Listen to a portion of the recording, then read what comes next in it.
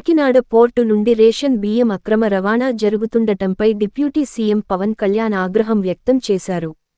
ఇలాంటి ఘటనలను పట్టించుకోవాలి కదా అంటూ స్థానిక ఎమ్మెల్యే మనబడి వెంకటేశ్వరరావు పోర్టు అధికారులపై మండిపడ్డారు.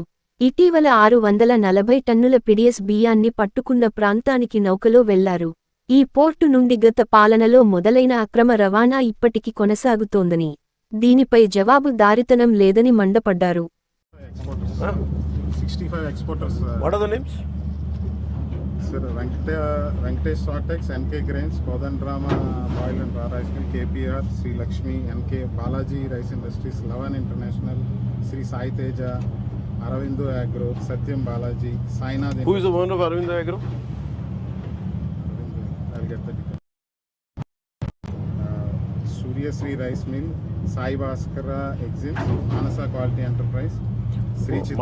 Manasa Quality Enterprise Limited. Who is the boss of that? XMLA brothers. Sri వాళ్ళదే ఇది లోడ్ చేశారు వాళ్ళు. 50,000 లో వీళ్ళు ఇందులోని దే ఆర్ లోడింగ్. అంటే ఇది ఒక కలెక్టివ్ గ్రూప్, ఇది ఒకళ్ళు కాదు.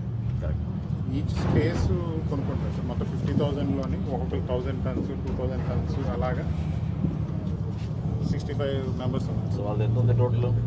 మానసా సార్ 4-5 ఉన్నాయి ఎంట్రీస్.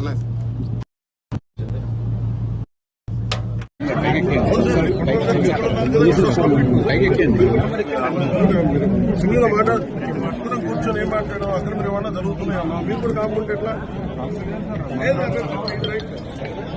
మన లీడర్స్ బాధ్యత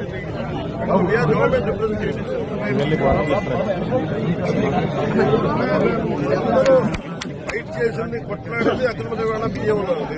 మరి ముందు కూర్చొని మనం చూస్తూ ఉండేట్టు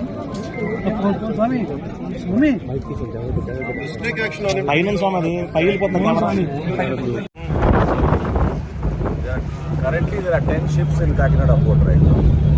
Just 24 are cargo. ఎక్కడ సీజ్ చేసారు? Anchorage port దగ్గర.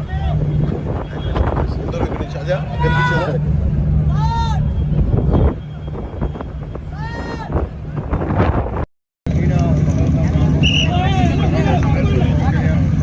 మాట్లాడతారు.